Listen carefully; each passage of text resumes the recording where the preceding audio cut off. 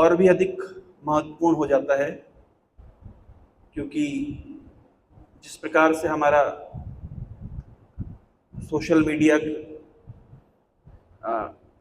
में हमारी पकड़ हो गई है, विभिन्न प्रकार के अध्यात्मवादियों से हम लगभग हर दिन ही संपर्क में आते हैं सोशल मीडिया के माध्यम से। तो ये तय करना मुश्किल हो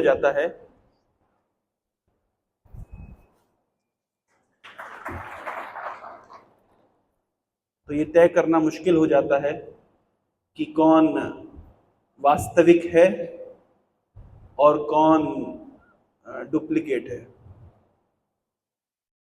तो आज इस विषय पे हम चर्चा करेंगे।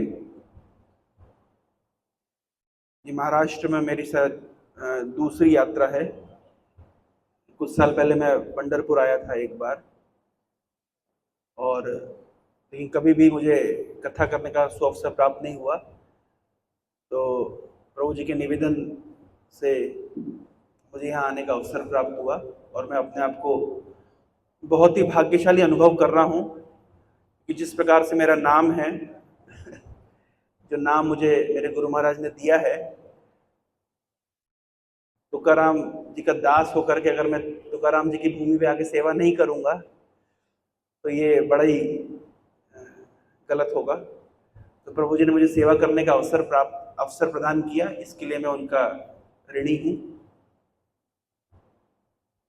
कोई भी आध्यात्मिक चर्चा शुरू करने से पहले हम गुरुजनों को और भगवान को स्मरण करते हैं। सभी लोग आप हाथ जोड़ करके मेरे साथ मंगलाचरण का पाठ करिए। ओम अज्ञानतिमिरान्धस्य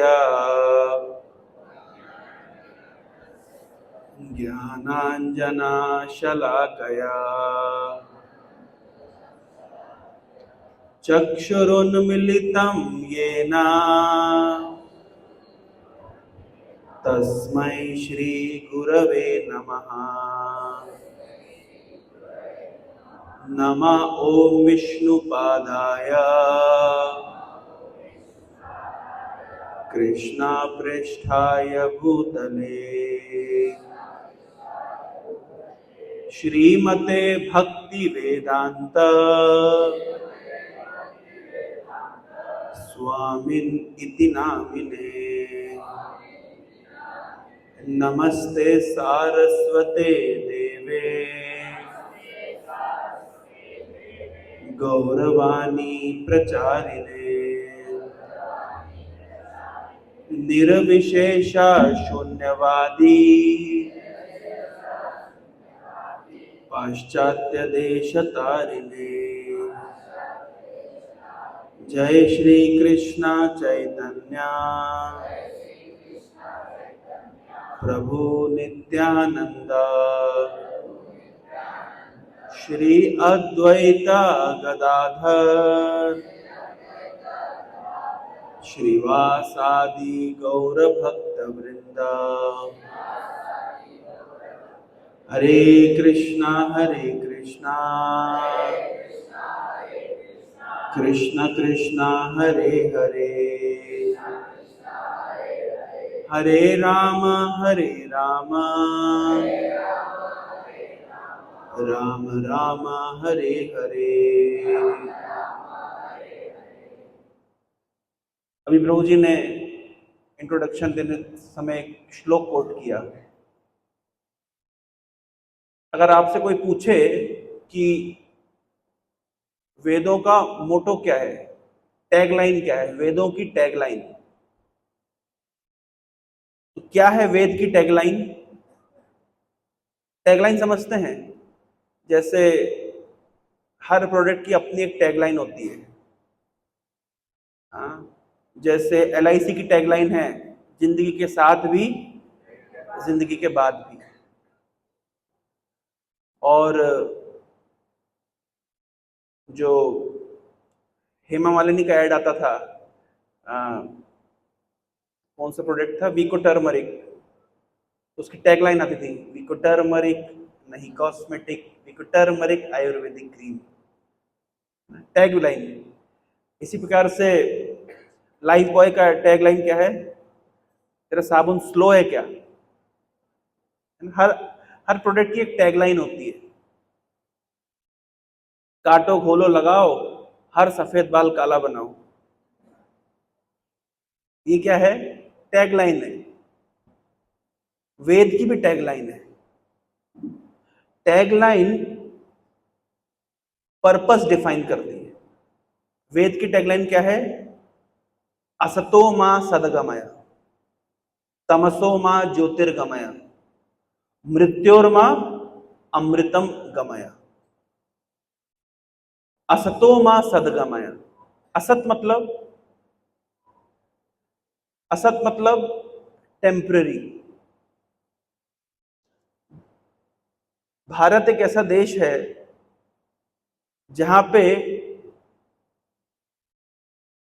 कुछ कुछ चीजें हमें बचपन से ही सुनाई दिखाई देती है। जैसे भगवान का नाम। महाराष्ट्र में ऐसा कोई व्यक्ति नहीं होगा जिसको विट्ठल का नाम नहीं पता होगा, राम कृष्ण हरि नहीं पता होगा, ऐसा कोई भी नहीं है। शरीर आत्मा मृत्यु हो जाती है तो व्यक्ति बोलता है वो चला गया। शरीर वहीं पड़ा हुआ है लेकिन कौन चला गया? सबको पता है आत्मा चली गई। ऐसा नहीं है कि इस्कॉन में हम कोई नया ज्ञान दे रहे हैं, ये सबको पता है।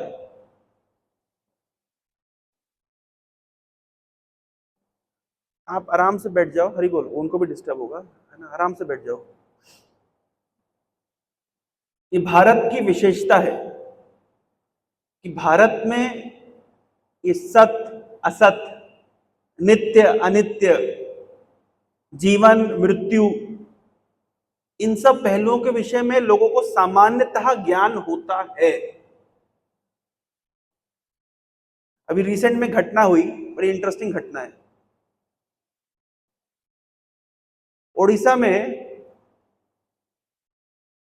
एक विदेशी महिला आई और विदेशी महिला टैटू बनाने वाले की दुकान पे गई और उस महिला ने उस टैटू बनाने वाले को आग्रह किया कि फोर्स किया, और महिला ने अपनी जंघा के ऊपर जगन्नाथ जी का टैटू बनवाया। अब क्योंकि जंघा के ऊपर टैटू बना करके फोटो वोटो सोशल मीडिया पे डाल दी, तो ओडिशा में जितने लोग एक्टिविस्ट थे सब एक्टिव हो गए और खूब खूब विरोध करने लगे। तो वो हमारे मंदिर में आए लोग और हमसे सब पत्रकार आकर के पूछ रहे हैं कि हम आपका मत चाहते हैं इस विषय पर, आपको क्या लगता है, क्या क्या ये सही हुआ? तो पत्रकार सब आए, उन्होंने मुझसे पूछा कि आपको क्या लगता है कि ये जो महिला ने किया सही किया? मैंने बताया पहले ये मुझे बताइए कि टैटू बनाया किसने? बोले वो एक उड़िया आर्टिस्ट है, उसने बनाया। मैंने कहा सबसे पहले तो मैं सरकार से निवेदन करूंगा कि उस आर्टिस्ट को जेल में डालिए, और वो आर्टिस्ट जिस दुकान पे काम करता है, जो प्रोपराइटर है उस टैटू शॉप का, उसको जेल में डालिए। उस महिला के ऊपर हम बाद में कमेंट करेंगे कि सही हुआ कि गलत हुआ, पहले इनको जेल में डालिए। क्यों? वो महिला विदेशी महिला है, वो नहीं जानती है कि पवित्र चिन्हों को कहां लगाना चाहिए। जैसे हम लोग तिलक माथे पे लगाते हैं, ये पवित्र चिन्ह है, इसको हम जंघा पे नहीं लगाते, क्योंकि हमारे कल्चर में ये बात सर्वविदित है, सब जानते हैं। वो विदेशी महिला है, वो जानती नहीं है, वो अनभिज्ञ है, उसका ज्ञान नहीं है। इंस्टेड कि हम उस पे कमेंट करें कि सही किया कि गलत किया, जिसने कुछ धन के लोभ में, कुछ धन के लालच में जंघा के ऊपर टैटू बनाया है, पहले उसको पकड़िए। विदेशी लोग जानते नहीं हैं कि सही क्या है और गलत क्या है, लेकिन अच्छी बात यह है कि जब जान जाते हैं तो बड़े डिसिप्लिन्ड होते हैं। वैसे तो वो जानते नहीं हैं कि सही क्या है और गलत क्या है। लेकिन जब जान जाते हैं तो डिसिप्लिन के साथ उसको फॉलो करते हैं। कुछ समय पहले एक यूरोपियन स्टूडेंट्स का एक ग्रुप हमारे मंदिर में आया था। तो वो जो स्टूडेंट्स का ग्रुप आया था, तो मैं उनको कुछ प्रवचन दे रहा था, कुछ उन्हें बुनियादी आध्यात्मिक विषय वस्तु के विषय में बता रहा था। उनमें से एक स्टूडेंट ने, टीनेजर रहा होगा, उसने अपनी जेब से बाइबल निकाली और निकाल के क्या किया, बड़े आश्चर्य होगा आप लोगों को, उसके पैर पे खुजली हो रही थी, बाइबल से खुजली करने लगा। मुझे बड़ी दया आई कि भारत में अगर कोई सामान्य ज्ञान की पुस्तिका भी, कोई जनरल नॉलेज की किताब भी है, उसमें भी अगर पैर लग जाए कि नीचे जमीन पे रख जाए तो तुरंत हम उसको माथे पे लगाते हैं। लेकिन वो बाइबल निकाला जो एक आध्यात्मिक पुस्तक, धार्मिक पुस्तक है, और बाइबल को निकाल के क्या करने लगा, वो पैर में खुजली करने लगा। क्यों?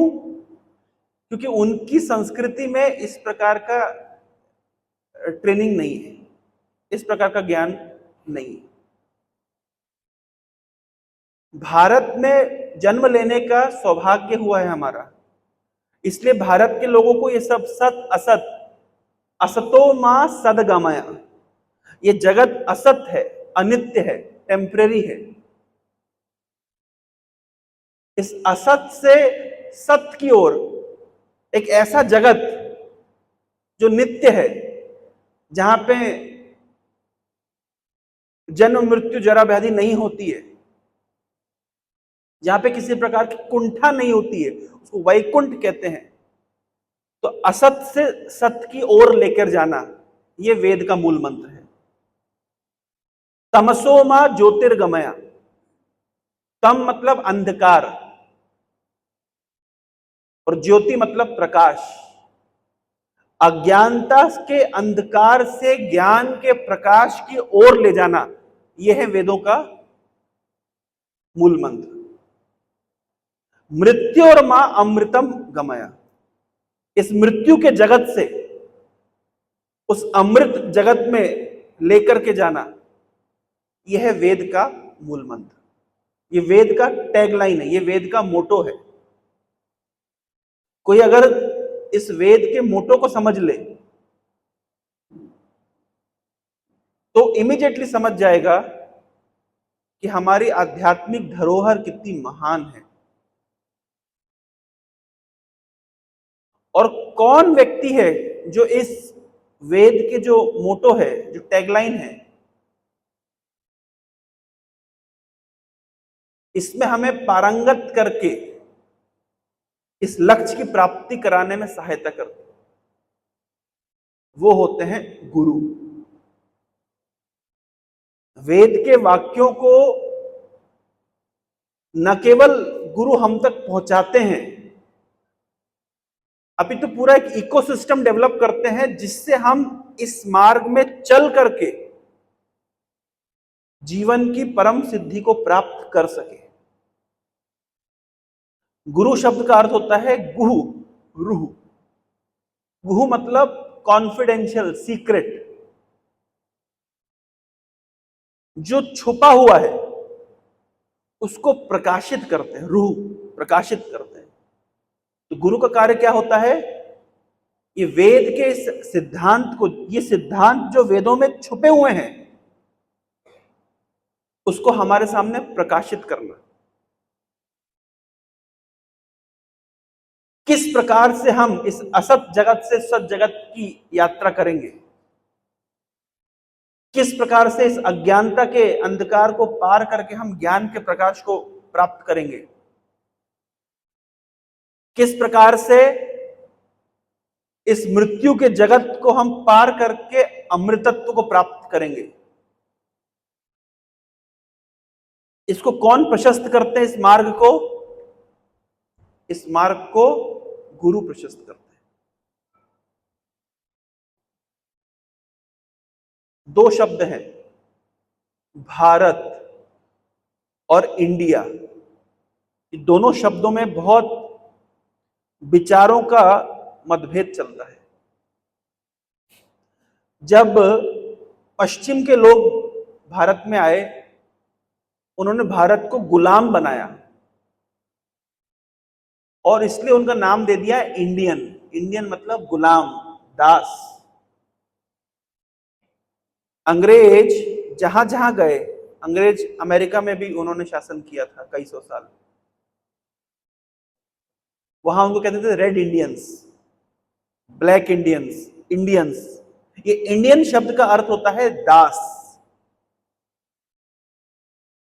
शोषित, एक्सप्लॉइटेड, असभ्य। और भारत शब्द का अर्थ क्या होता है? संस्कृत में हर शब्द की एक रूट होती है। जैसे विद धातु से बनता है, विदुषी, विद्यार्थी, विद्यालय, वेद, विद्वान। विद धातु मतलब ज्ञान, जानना। त्र धातु क्षत्रिय, शास्त्र, त्रायते, त्राहिमाम मतलब रक्षा करो। त्र क्षति से जो रक्षा करे, क्षत्रिय। त्राहिमाम मेरी रक्षा करो। मंत्र जो मन की रक्षा करे। जहां जहां ये त्र शब्द आता है उसका अर्थ होता है रक्षा करना। ये संस्कृत की विशेषता है। संस्कृत एक बहुत साइंटिफिक भाषा है। जैसे आप एबीसीडी बोलिए, ए बी सी डी, कोई फोनेटिक अरेंजमेंट नहीं है। लेकिन संस्कृत के शब्दों में क ख ग घ च छ ज झ त थ द ध न प फ ब भ म। जब होंठ टकरा रहे हैं, प फ ब भ म, दांत और जीभा टकरा रही है, त थ द ध न। जब यहां पे तालु में क ख ग घ, इसको कहते हैं फोनेटिक अरेंजमेंट। इंग्लिश में कोई फोनेटिक अरेंजमेंट नहीं होता। बीयूटी बट, पीयूटी पुट, कोई नियम नहीं है। लेकिन संस्कृत ऐसी भाषा नहीं है। संस्कृत भाषा में हर शब्द का अपना एक रूट होता है। उसी प्रकार भ धातु का भी अपना एक रूट है। भास्कर, भानु, भास्वान, उसी शब्द से बना, उसी रूट, उसी धातु से बना है भारत। भास्कर किसको कहते हैं? भानु किसको कहते हैं? भास्वान किसको कहते हैं? सूर्य को। भ धातु का अर्थ होता है प्रकाशित करने वाला। तो भारत, रत मतलब जो लगा हुआ है। किस में लगा हुआ है? प्रकाश फैलाने में लगा हुआ है, इसको कहते हैं भारत। कौन प्रकाश फैलाता है? कौन ज्ञान का प्रकाश फैलाता है? गुरु। तो एक शब्द है इंडिया, जिसका अर्थ क्या हुआ? कि जो दास है, शोषित है, फंसा हुआ है। और एक शब्द है भारत, जो विश्व गुरु है, जो गुरु है, जो ज्ञान का प्रकाश फैलाने में लगा हुआ है। तो ये दो शब्द दो विचारधाराओं को प्रस्तुत करते हैं। तो वास्तव में हम कौन है? भारतीय है। वास्तविकता तो यह है कि भारत में जन्म लिया हर व्यक्ति से आशा की जाती है कि वो गुरु की भूमिका निभाए, वो ज्ञान के प्रकाश को फैलाए। जी हर भारतीय से आशा की जाती है, क्योंकि भारत शब्द का ही अर्थ ये है। लेकिन भारत की आज दुर्भाग्यपूर्ण स्थिति ऐसी हो गई है कि जो तथाकथित गुरु भारत में हैं भी, आज उन्होंने इस प्रकार का माहौल बना दिया है कि व्यक्ति आध्यात्म से डरने लगा है, घबरा गया है। आज हम जिस प्रकार का माहौल देख रहे हैं, आज एक गुरु जिसकी पूजा हो रही है, कल वही गुरु जेल में पड़ा हुआ मिलता है। और फिर कोई तीसरा गुरु आता है, वो कहता है अरे गुरु जी जेल चले गए तो क्या हो गया, कृष्ण भी तो जेल में पैदा हुए थे। तो किसकी बात माने भाई? कृष्ण का जेल में प्रकट होना और गुरु जी का जेल में जाना अलग अंतर है। कृष्ण जेल में प्रकट हुए, तत्पश्चात रासलीला किए। गुरु जी रासलीला किए, फिर जेल पहुंच गए। तो गुरु जी का जेल में जाना और कृष्ण का जेल में प्राकट्य ये एक नहीं है। लेकिन दुर्भाग्य है हमारा कि आज हमारे पास ऐसे उन्नत आचरण करने वाले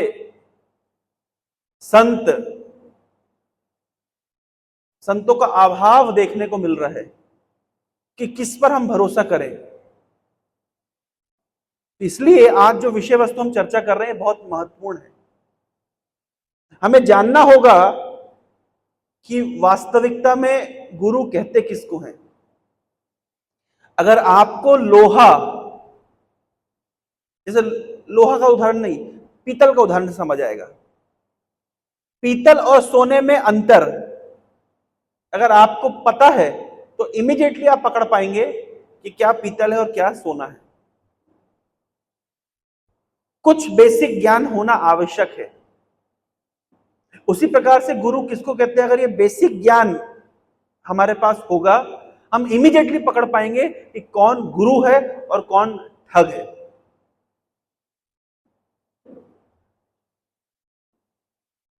जब हम किसी आध्यात्मिक संस्था में जाते हैं, हमें किस बात, क्या देखना चाहिए? लोग क्या देखते हैं मैं आपको बताता हूं। किसी आध्यात्मिक संस्था में लोग जाते हैं तो सबसे पहले क्या देखते हैं? लोग देखते हैं भैया इस आध्यात्मिक संस्था की कितनी एकड़ भूमि है। 100 एकड़ है, 150 एकड़ है, 200 एकड़ है, कितनी भूमि है। पार्किंग में देखते भैया कार कौन कौन सी खड़ी हुई है। मतलब इस संस्था में धनाढ्य लोग आते हैं या सामान्य लोग आते हैं। उस संस्था के मंदिर को जाकर के देखेंगे कि भैया टाइल लगा है कि मार्बल लगा है, इंफ्रास्ट्रक्चर कैसा है। और जो गुरुजी हैं वो कितने फ्लेक्सिबल हैं, हमारी उनसे बनेगी कि नहीं बनेगी। ये सब हिसाब किताब दौड़ा करके व्यक्ति किसी किसी आध्यात्मिक संस्था को पकड़ लेता है।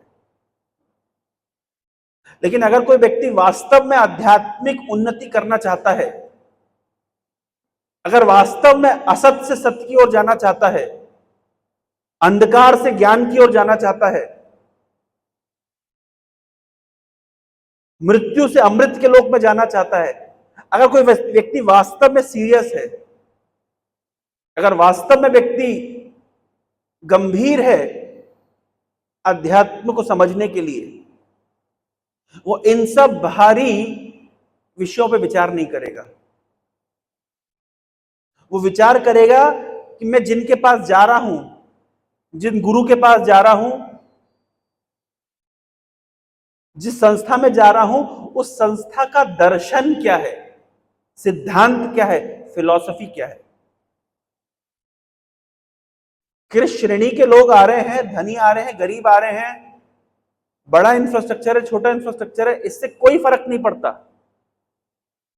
इनकी फिलॉसफी क्या है, इनका सिद्धांत क्या है, यह महत्वपूर्ण है। आज जो संस्था छोटी सी है, कल बहुत बड़ा रूप ले सकती है। इसका प्रत्यक्ष उदाहरण ये इस्कॉन संस्था है।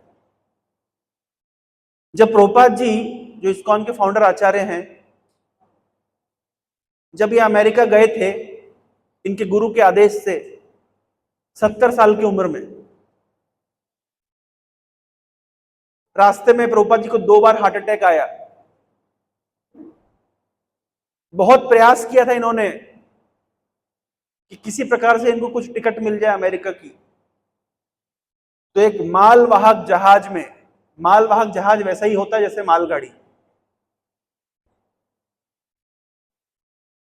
मालगाड़ी में कोई ट्रेवल करना, आप इमेजिन करिए क्या स्थिति होती होगी। प्रभुपाद जी उस परिस्थिति में अमेरिका पहुंचे क्योंकि उनके गुरु का आदेश था कि भगवत गीता की वाणी को पूरे विश्व में प्रचारित करना है, विशेष रूप से अंग्रेजी भाषा में। तो जब प्रभुपाद अमेरिका पहुंचे ही थे तो प्रभुपाद जी को 2 दिन हुआ था अमेरिका में। एक पार्क में एक बेंच के ऊपर बैठे हुए थे प्रभुपाद जी। तो एक व्यक्ति आकर के प्रभुपाद जी से प्रश्न पूछता है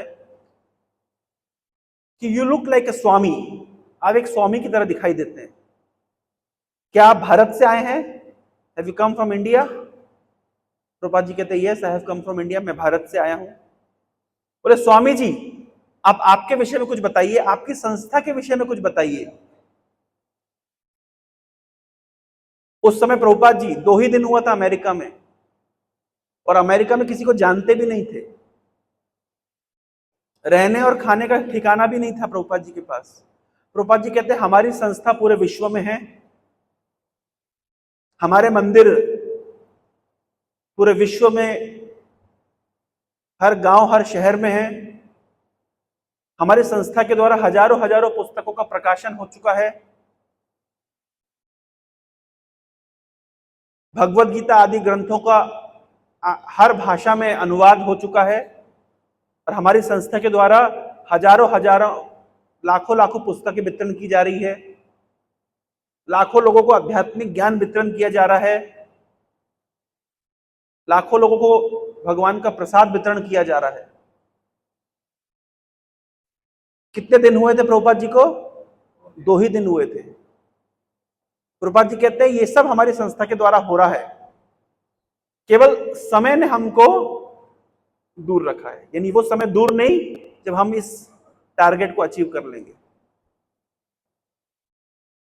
और आज हम देख ही सकते हैं कि प्रभुपाद जी ने जो ये विचारधारा रखी थी, मात्र 50-60 सालों के अंदर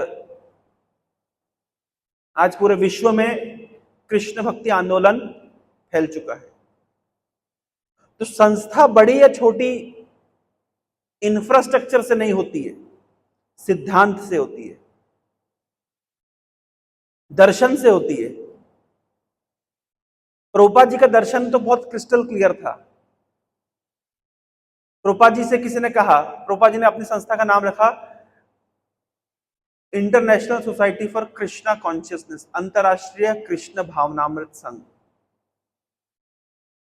तो किसी ने प्रभुपाद जी को सजेस्ट किया कि स्वामी जी आप इसको लिखिए international society for God consciousness. आप जब कृष्ण शब्द का प्रयोग करते हैं तो काफी सांप्रदायिक प्रतीत होता है। तब प्रभुपाद जी ने कहा कि दुनिया में ऐसी कोई संस्था नहीं है जो ये बता सके कि गॉड कौन है, हु इज गॉड। हमारी इकलौती संस्था ऐसी संस्था है जो हम पूरे विश्व को आज बता रहे हैं कि भगवान कौन है। भगवान के विषय में तो हर व्यक्ति बात करता है, लेकिन भगवान कौन है, कहां रहते हैं, क्या करते हैं, उनसे हमारा संबंध क्या है, इसके विषय में कोई भी बताता नहीं है। प्रभुपाद जी ने कहा हम हमारी संस्था के माध्यम से इस ज्ञान को प्रकाशित करेंगे।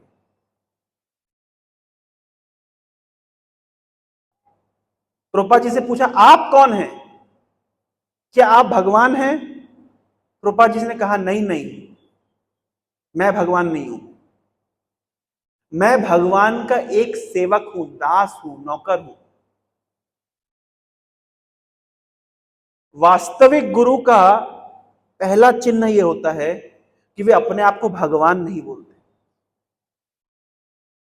वास्तविक गुरु हमेशा अपने आप को भगवान के सेवक के रूप में देखता है। आज भी ऐसे समाज में तथाकथित गुरु हैं। एक बहुत प्रचलित गुरु हैं, उनसे पूछा गया कि भगवान कौन है, तो वे उत्तर देते हैं अरे तू नहीं जानता भगवान कौन है? तू क्या है, मैं क्या हूं, हम सब क्या हैं। यानी गुरु जी कह रहे हैं भगवान कौन है? तू भी भगवान है, मैं भी भगवान हूं, हम सब भगवान हैं। भगवान जी क्या कर रहे हैं? ठेला चला रहे हैं। लोगों को सुनने में बड़ा मजा आता है, अच्छा, और किसी भगवान को खोजने की जरूरत नहीं, वो भगवान तुम ही हो। और किसी की पूजा मत करो, आईने के सामने खड़े हो जाओ, जो दिख रहा है वही भगवान है। भगवान जी का पेट का प्रेशर अगर हो जाए तो दवाई नहीं दबता। और कौन है ये? भगवान। और बहुत प्रचलित है। आश्चर्य की बात यह है कि समाज के बुद्धिजीवी लोग, पढ़े लिखे लोग, सो कॉल्ड मॉडर्न लोग इस प्रकार के भगवान को भगवान मान लेते हैं। बताइए इससे बड़ी विडंबना क्या होगी?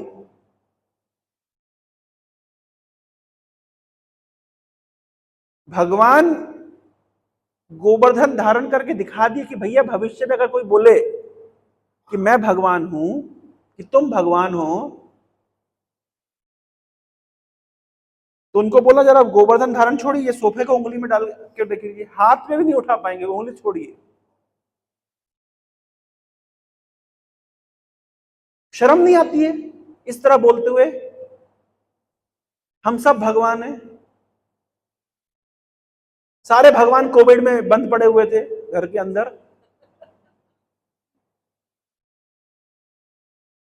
तो गुरु का पहला लक्षण है कि वो अपने आप को कभी भगवान नहीं बोलता। गुरु हमेशा अपने आप को भगवान का प्रिय दास, सेवक के रूप में देखते हैं। फिर गुरु का एक और बहुत महत्वपूर्ण लक्षण है कि गुरु कभी भी मन घड़ंत बातें नहीं करता। एक गुरु से पूछा गया, क्या आपने भगवत गीता पढ़ी है?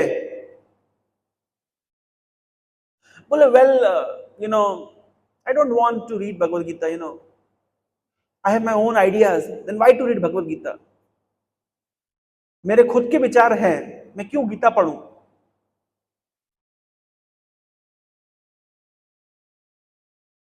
मैं कोई शास्त्र नहीं पढ़ता, मेरे मन में जो आता है मैं वो कह देता हूं, और लोग तालियां बजाते, वाह हमारे गुरु जी कितने लिबरल है, यस यस। हमारे गुरु को कोई शास्त्र की जरूरत नहीं है, हमारे गुरु जी का ज्ञान स्वतः प्रकाशित है। यह शास्त्र विधि मुत्सज्य वर्तते काम कारतः नसाम सिद्धि अवापनोति ना सुखम ना पराम गति। जो शास्त्र के सिद्धांतों की अवहेलना करता है, वर्तते काम कारतः, अपने मन से चलता है, वो ना ही इस जीवन में सिद्धि को प्राप्त करता है और ना ही पराम गतिम। तस्मात् शास्त्र प्रमाणम ते कार्य अकार्य व्यवस्थित हो। इसलिए हे अर्जुन, शास्त्र के प्रमाण से सीखो, जानो कि क्या करणीय है और क्या अकरणीय है। तो वास्तविक गुरु का एक बहुत ही महत्वपूर्ण रोल है कि वो खुद शास्त्रों में पारंगत हो और दूसरे लोगों को शास्त्र मार्ग में चलने की शिक्षा प्रदान करे। जो तथाकथित गुरु को शास्त्र ज्ञान ही नहीं है, उसको गुरु बोल भी कैसे सकते हैं? लेकिन हमारा दुर्भाग्य है कि ऐसे भी तथाकथित गुरु समाज में विख्यात हैं। और कौन उनको विख्यात करता है? सामान्य जनता, जिसके पास, जिनकी भोली श्रद्धा है, सरल श्रद्धा है। उस सरल श्रद्धा इस प्रकार के तथाकथित गुरुओं में उन्होंने आवेशित कर दी है।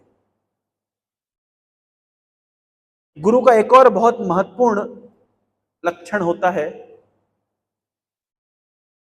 गुरु शब्द का अर्थ होता है भारी। जिसका आचार व्यवहार भारी है। हम देखते हैं तथाकथित गुरु लोग छिछोरापन करते हैं। छिछोरा समझते हैं ना? कुछ कुछ गुरुजी लोग तो मोर पंख लगा करके और स्टेज पे मटकते हुए, मैं कृष्ण हूं, तुम सब गोपियां हो, मतलब छिछोरापन कहते हैं इसको। और लोग बहुत पसंद करते हैं, गुरुजी सब साक्षात कृष्ण के अवतार है।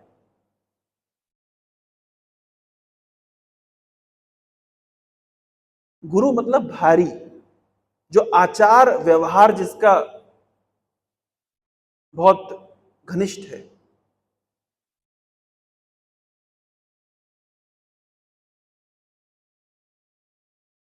लोग कैसे कैसे तथाकथित गुरुओं से प्रभावित होते हैं।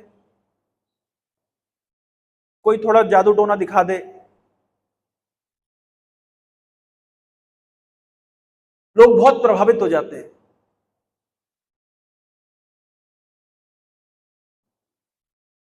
लोग ऐसे गुरु चाहते हैं कि जो शासन ना करे, शिष्य को बोल तुम्हारे मन में जो आए वो करो, जो खाना है वो खाओ, जो पीना है वो पियो।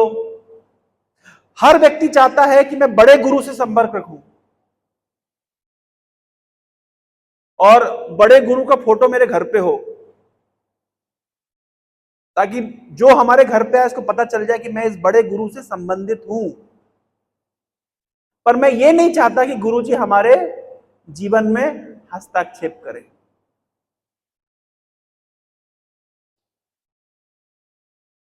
किसी गुरु से पूछा कि जीवन में बहुत समस्या चल रही, क्या करें?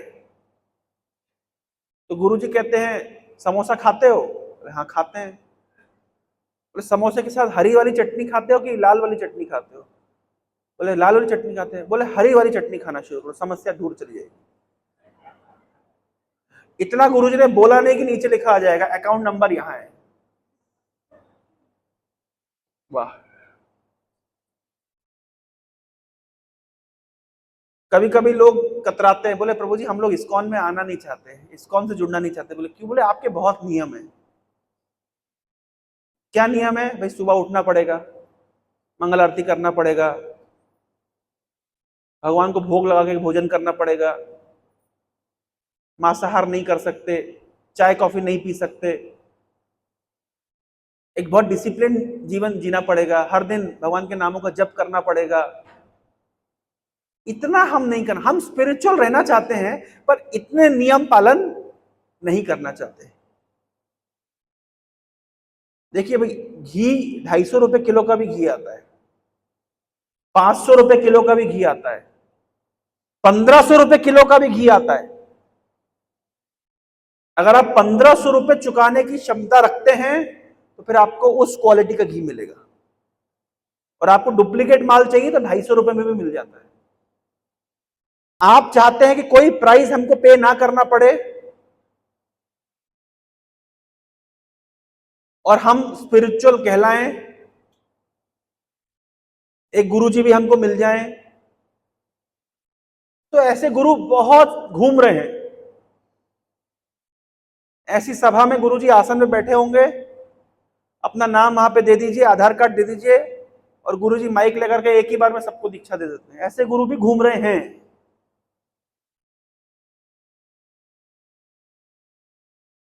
आप नहीं चाहते कि गुरु आपके जीवन में हस्तक्षेप करें? बहुत अच्छी बात है, गुरु ऐसे मिल जाएंगे।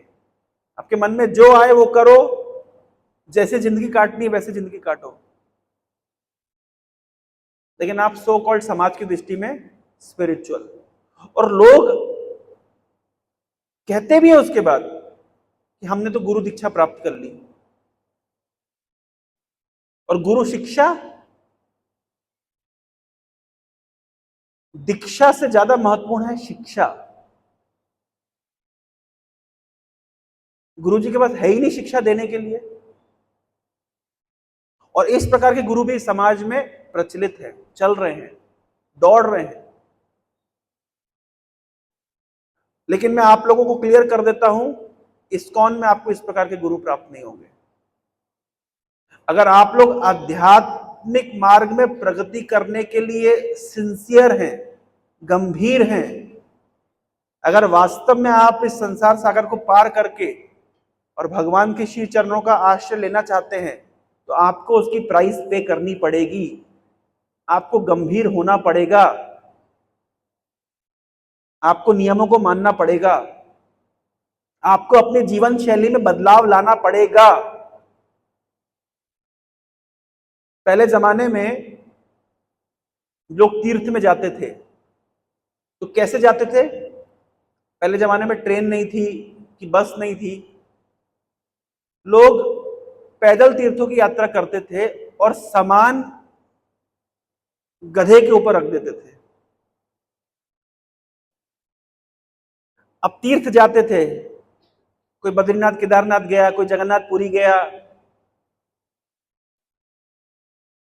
कोई द्वारका होकर के आया, कोई पंढरपुर होकर के आया, कोई रामेश्वरम होकर के आया। तो व्यक्ति अपना सामान किसके ऊपर रखता था? गधे के ऊपर। तीर्थ की यात्रा करके जब वापस आते थे, तो मुझे बताइए गधे के जीवन में क्या अंतर पड़ा? गधा जिस प्रकार से भार ढो करके गया, उसी प्रकार से भार ढो करके वापस आ गया, इसलिए उसको गधा कहते हैं। एक बार गधा अकलमंद हो गया, गधे को बुद्धि आ गई। गधे का मालिक गधे के ऊपर नमक रख के लेके जा रहा था और हर दिन नदी पार करके जाता था गधा। एक दिन क्या हो गया कि जल्दी से गधा नदी में लुढ़क गया। तो गधा जब नदी में लुढ़क गया, तो जो उसका नमक का ढेरी था वो भी पानी में नमक घुल गया।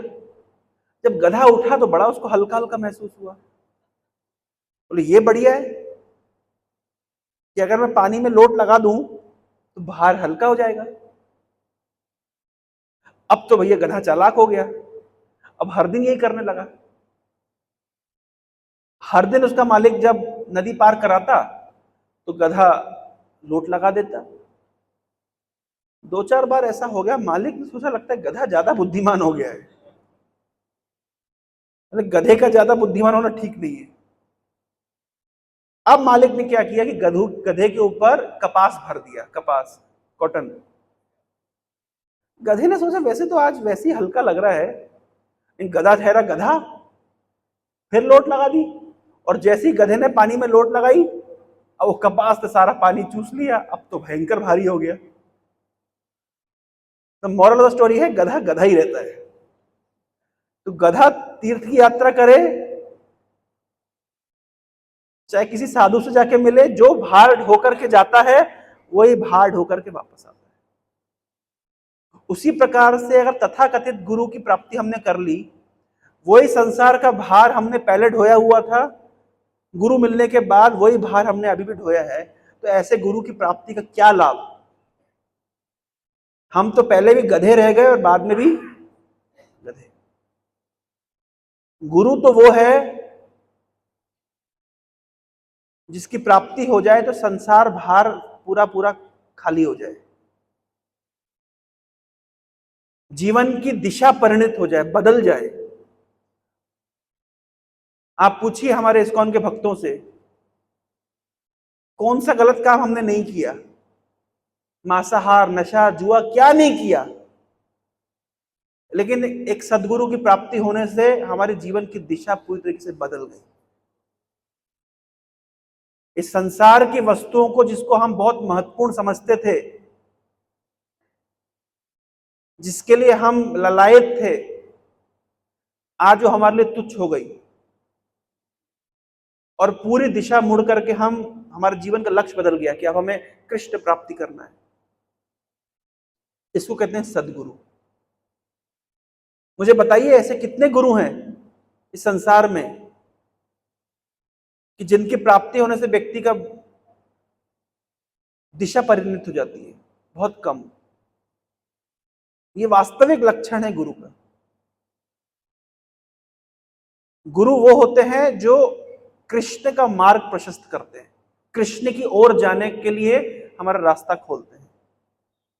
इसलिए कहा गया है अगर गुरु और गोविंद दोनों एक साथ खड़े हैं तो पहले किसको प्रणाम करेंगे? गुरु गोविंद दो खड़े काकू लागू पाए, बलिहारी गुरु आपने गोविंद दियो बताए। अगर मान लीजिए कहीं किसी चौराहे पे गुरु जी खड़े मिल जाए और गोविंद दोनों साथ में खड़े हों तो पहले किसको प्रणाम करेंगे? पहले गुरु को प्रणाम करेंगे, क्योंकि गुरु ने गोविंद का रास्ता दिखा दिया। और गोविंद और कोई नहीं, ये खड़े, ये है गोविंद। ध्यान रखिए, लोग कभी कभी गोविंद की अलग अलग व्याख्या करते हैं। कुछ कुछ गुरु तो होते हैं उन्होंने गोविंद की व्याख्या बदल के रख दी कि गोविंद तो वो है जो निराकार, अव्यक्त, जो दिखाई सुनाई नहीं पड़ता, तुम जिसको गोविंद मान लो वही तुम्हारा इष्ट है। नहीं नहीं, गुरु मतलब जो वास्तविक गोविंद से हमारा संबंध स्थापित करें। इसलिए बड़ा बुद्धिमान होना चाहिए हमको गुरु की पहचान करने में। एक पक्ष बता करके मैं अपने वक्तव्य को विराम दूंगा।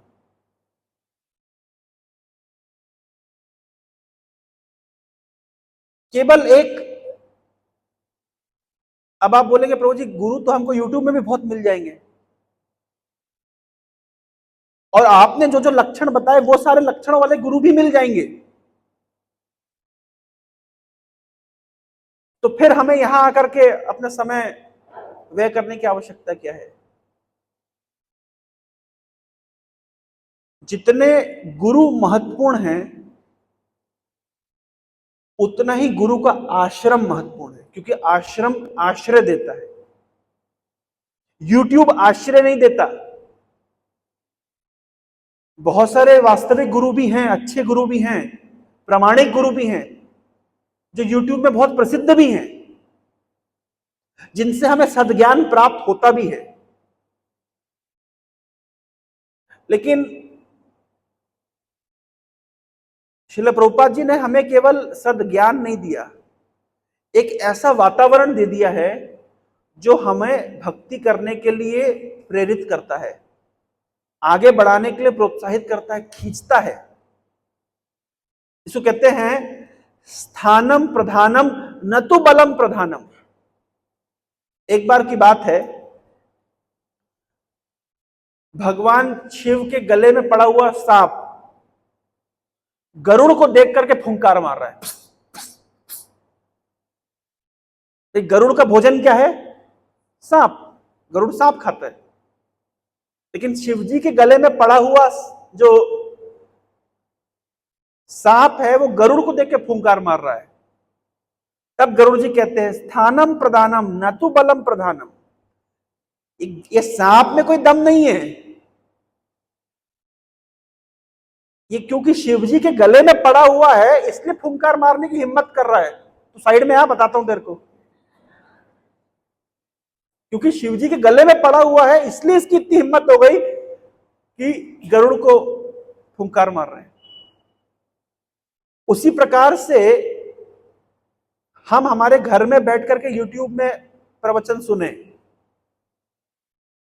और इस्कॉन जैसी संस्था में आकर के भक्तों का सानिध्य प्राप्त करके उनसे मार्गदर्शन प्राप्त करते हुए आध्यात्मिक जीवन को आगे बढ़ाएं, ये दो विपरीत दिशा है, अलग अलग है। घर में आप आधा घंटा 15 मिनट 1 घंटा लेक्चर सुन भी लेंगे, बहुत अंतर आपके जीवन में अनुभव नहीं करेंगे। लेकिन अगर आप मंदिर में आ करके भक्तों का संग करते हैं, उनकी संगति में श्रवण कीर्तन करते हैं, उनसे मार्गदर्शन प्राप्त करते हैं, अन्य भक्तों के साथ मित्रता करते हैं, सीखते हैं, सेवा करते हैं,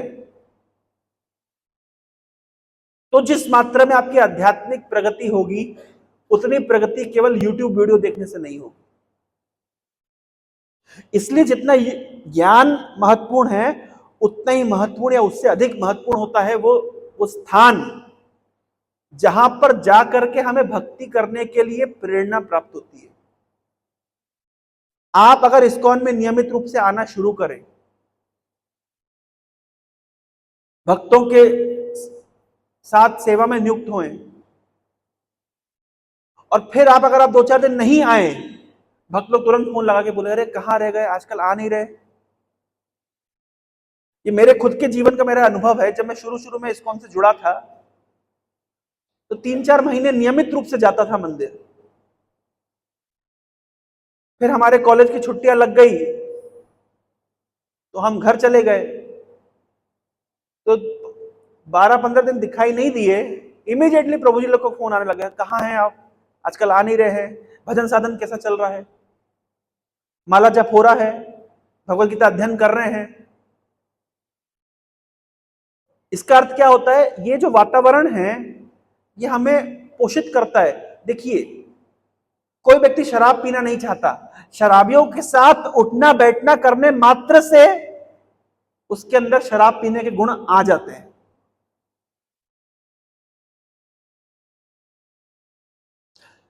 कोई सट्टा खेलना नहीं चाहता, जुआ खेलना नहीं चाहता, जुआरी होना नहीं चाहता, पर ऐसी संगति में उसके अंदर ये भावना आ जाती, करने लगता है। कब करने लगता है पता नहीं चलता। इसी प्रकार से हम भगवान के भक्त होना नहीं चाहते, लेकिन भगवान के भक्तों के बीच में अगर हम संगति करते रहे, उठना बैठना करते रहे, तो कब हमारे हृदय में प्रेरणा आ जाएगी। बारिश हो रही है क्या? देवताओं को ये बात अच्छी लगी, इसलिए ऊपर से पुष्प वर्षा हो रही है, क्योंकि देवता लोग भी चाहते हैं। आज सुबह हम लोग चर्चा कर रहे थे कि देवता लोग भी चाहते हैं कि उस स्थान पे रहना जहां भगवत भक्तों का एसोसिएशन, संगति प्राप्त हो। आज सुबह हम लोग चर्चा कर रहे थे, देवता लोग कहते हैं ना जत्र वैकुंठ कथा सुधा पगह, जिस स्थान पर भगवान की कथा नहीं होती है, ना जत्र वैकुंठ कथा सुधा पगह न साधवो भागवता सदाश्रय, और जहां पे भगवान के भक्तों का, वैष्णवों का आना जाना नहीं होता। ना जत्र जग्गेश मखा महोत्सव, जहां पर भगवान के नाम संकीर्तन रूपी यज्ञ नहीं होते। सुरेश लोको अपि न वै सेव्यताम, वो देवताओं का ही लोक क्यों ना हो, वो रहने योग्य स्थान नहीं है। और प्रभुपाद जी ने एक ऐसी संस्था बनाई है, पूरे विश्व में ऐसे केंद्र खोले जहां ये तीनों चीजें होती है, जहां पर भगवान हरि की कथा होती है, जहां पर वैष्णवों का आना जाना, भक्तों का आना जाना लगा रहता है, ऐसे भक्त जिनको दर्शन करने मात्र से भक्ति करने की प्रेरणा प्राप्त होती है, और जहां पे नाम संकीर्तन रूपी यज्ञ सुबह शाम चलता रहता है। तो बताइए, ये इस्कॉन संस्था, इस्कॉन का केंद्र देवताओं के लोक से भी ऊपर हुआ कि नहीं हुआ? देवताओं के लोक से ऊपर क्या है? वैकुंठ। तो प्रभुपाद जी ने पूरे विश्व में वैकुंठ को स्थापित कर दिया। इसलिए हमारा सौभाग्य का उदय हुआ है, हमें भगवत भक्तों की संगति करने का सुअवसर प्राप्त हुआ है, भगवान के विषय में ज्ञान प्राप्त करने का सुअवसर प्राप्त हुआ है, और तथाकथित पाखंडी और ढोंगी गुरुओं से बच करके एक सदगुरु की शरण प्राप्त करने का सुअवसर प्राप्त हुआ है। इस सुअवसर को हमें खोना नहीं चाहिए। हरे कृष्णा कृष्णा कृष्णा हरे हरे, हरे राम राम राम